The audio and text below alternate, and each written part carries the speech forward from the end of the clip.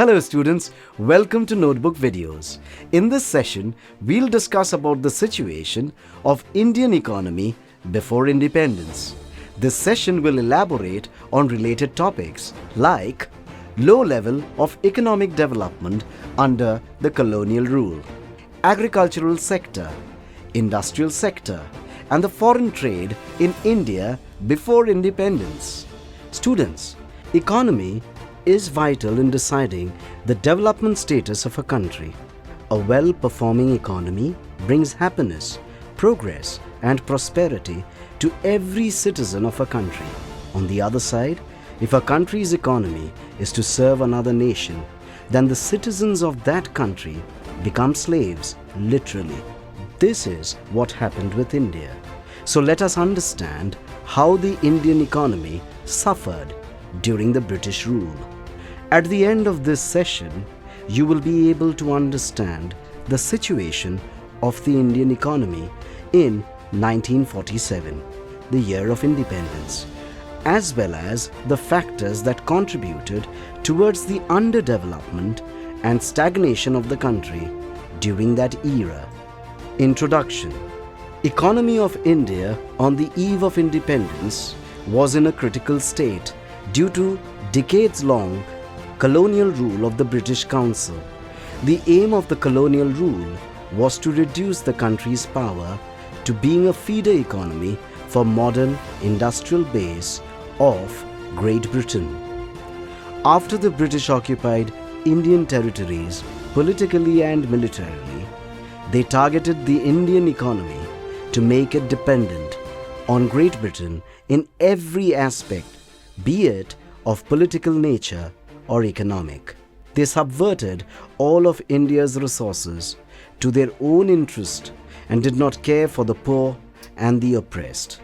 Hence, in 1947, when British transferred power back to India, the Indian economy had low level of economic development, backward agricultural sector, developed industrial sector, low foreign trade, adverse demographic condition, underdeveloped infrastructure, more dependency on primary sector occupation structure, economic development under colonial rule.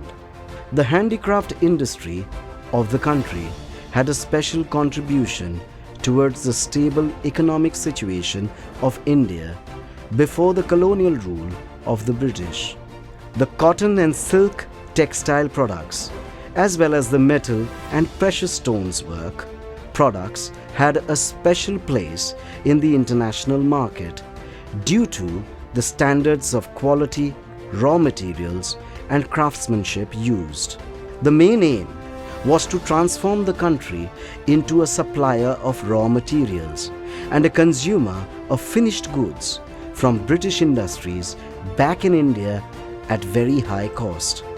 William Digby, Findlay Shiras, Dadabhai Nauroji, R.C. Desai, and V.K.R.V. Rao made attempts to measure and estimate the national incomes of the country.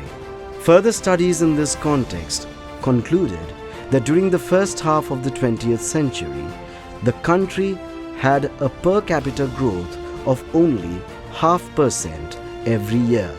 As discussed earlier, the country turned into a supplier for the British under their colonial rule. India had rich natural resources for which Indian raw materials were cheap, and finished goods were valued very highly all over the world. The British turned India into a resource supplier with market prices fixed at their demand and will. India suffered heavily in all aspects due to the selfish economic policies of the British. Agricultural sector. Agricultural sector faced a huge, unusual deterioration and stagnation during the colonial rule, as the agricultural productivity was very low. Various systems of land settlements, like the zamindari system, diverted the profits to the zamindars and the colonial government instead of the cultivators. The zamindars highly focused on collecting rents from the cultivators, irrespective of their economic condition, for their revenue settlement, failing which the zamindars were to lose their rights. The situations like lack of irrigation facilities, low-level technologies, and improper supply of fertilizers all contributed towards a huge decline in the agricultural productivity. The British divided the economic class into rich and the poor. The rich took the side of the British and oppressed the poor working class to meet their English masters' demand. Although the rich Indians, like zamindars, received their share of profit from the British, but ultimately they too had to face the wrath of the collapsing Indian economy. Industrial sector. Handicraft industry of India declined due to the lack of modern industrial base.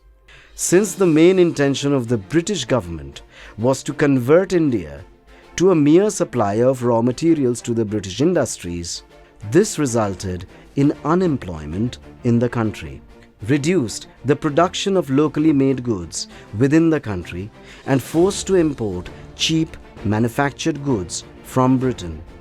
In the mid of the 19th century, two industries introduced in the country were cotton and jute textile mills. Later, in the beginning of the 20th century, the iron and steel industries were introduced in the country. After the Second World War, the industries like sugar, cement, paper, etc. rooted in the Indian economy. This establishment of few manufacturing industries could not contribute much towards the GDP of the country. In addition to this, the area of the public sector operations were limited to only railways, ports, communications, and power generation, thus reducing the scope of the Indian economic growth due to high level of privatization of industries. During the British rule, India witnessed the growth of industries to serve the British. The raw material or agricultural produce was processed in India by employing Indian workforce at cheaper rates. Foreign trade. With colonization, the restrictive policies with regard to production of goods, trades and tariffs imposed, etc., all decreased the scope of foreign trade in India during the British rule. India became an exporter of raw products like raw silk, wool, sugar, jute, etc.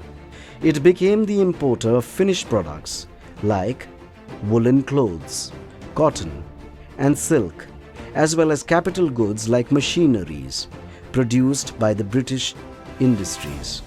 During the colonial period, more concentration was given towards the export supplies from India, reducing the consumption capability of the country. There was no inflow of gold or silver into the country. The surplus earned was not invested in importing gold or silver within the country. Rather, the British government used this surplus to settle their own expenses incurred on wars and imports of invisible items, which all led to a wasteful drain of Indian wealth. The British benefited from Indian resources in terms of foreign trade also. They introduced economic policies to control the foreign trade in their favor.